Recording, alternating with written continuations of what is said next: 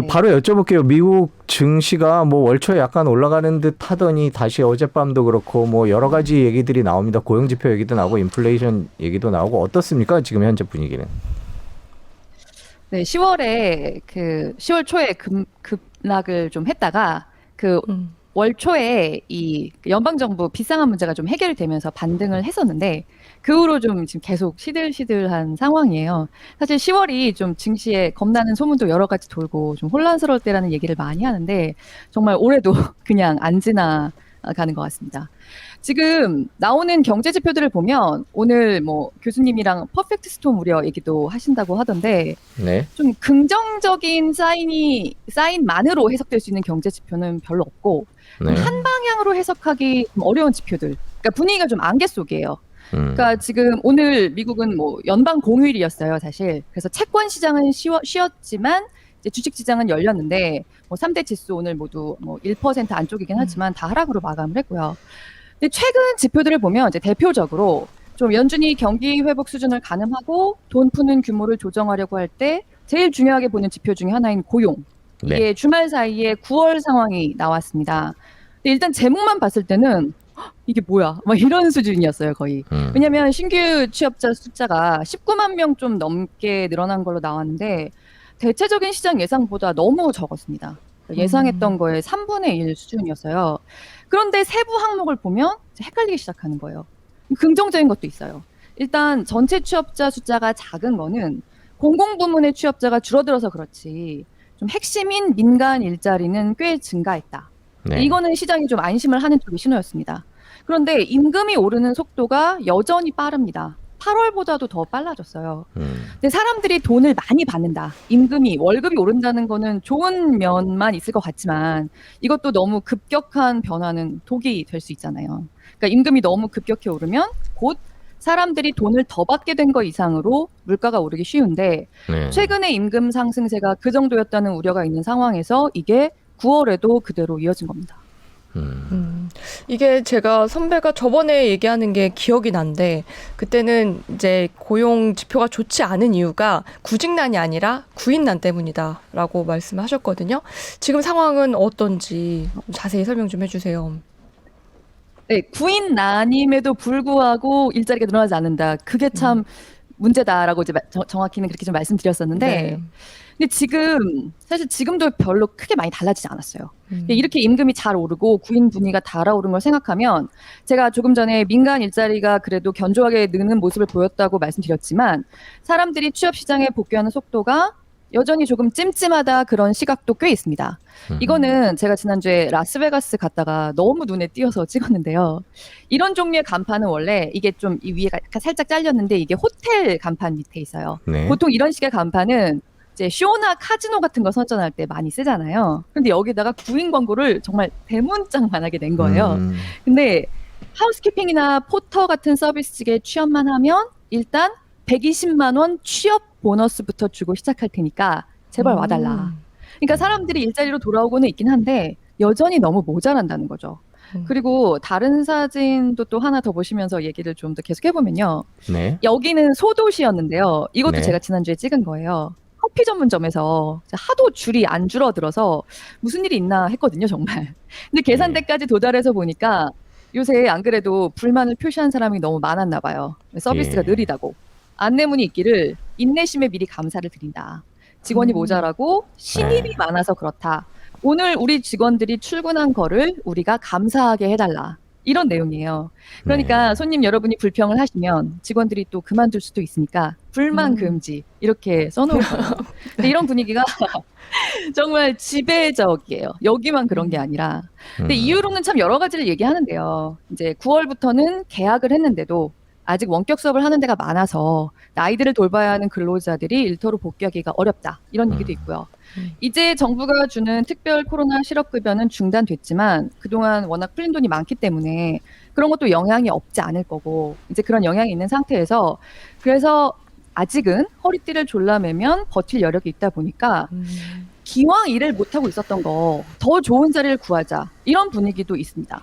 그리고 또 하나 이렇게 구인난이 달아오른 게 벌써 몇 달째 추세적이거든요. 근데 그러다 보니까 아까 그 호텔에 취직하면 취업 보너스가 $1,000였는데 기다려보면 $1,200 주는 데도 있지 않을까? 이런 식의 심리도 분명히 있다는 거예요. 그래서 아무튼 이런 분위기는 결국 다시 인플레 우려로 이어지게 되는 거죠.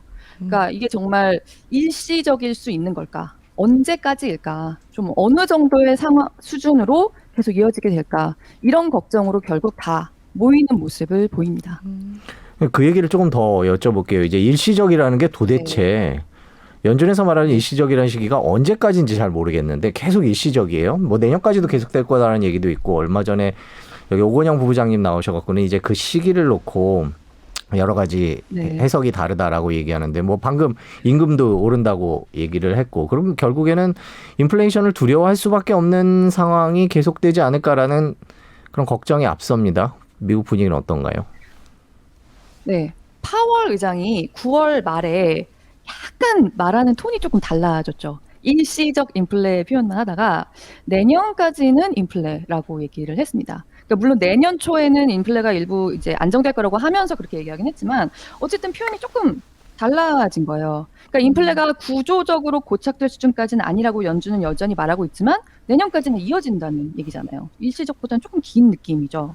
그러니까 결국 시장에서 지금 다들 예상하고 있는 대로 다음 달 11월에 연준이 그 테이퍼링 계획을 발표할 거다. 미국 중앙은행이 돈을 풀고 있는 규모를 실제로 줄이기 시작한다. 그런데 미국 안에서는 지금 방금 손승욱 모더레이터 말씀하신 대로 좀 의견이 분분해요. 최소한 지금까지는 매달 분명히 2%를 2배 이상씩 넘는 인플레가 이어지고 있는데 여기서 요새 사람들 만나면 진짜 다 물가 얘기부터예요. 아니 뭐가 이렇게 다 비싸. 정말 생활비가 너무 무섭게 늘어나는 게 진짜 피부로 느껴지거든요.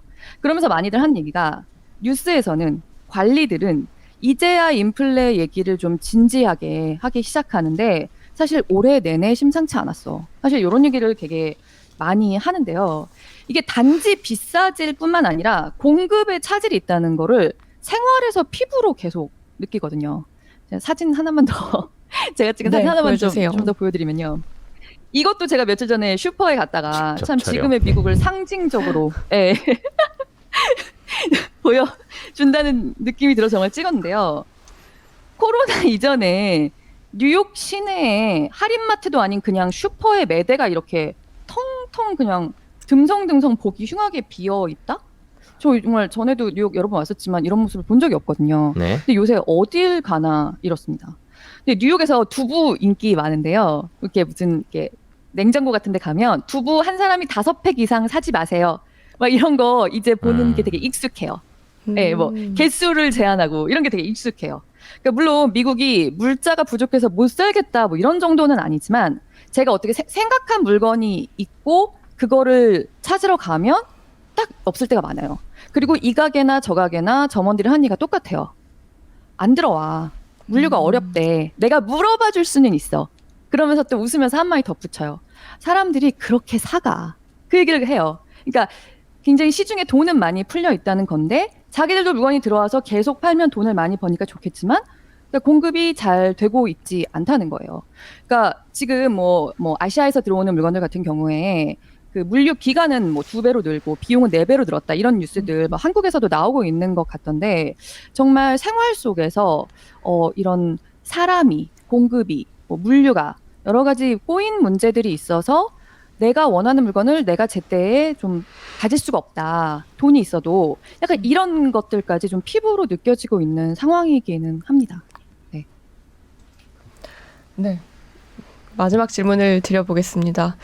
에너지 비용이 계속 오르고 있다. 기름값 오르는 거 여기 한국에서도 굉장히 체감이 많이 되거든요. 주유할 때마다. 네, 지금 달러도 더 귀해지고 있다 이런 얘기도 나오는데요. 지금 현재 분위기는 어떨까요?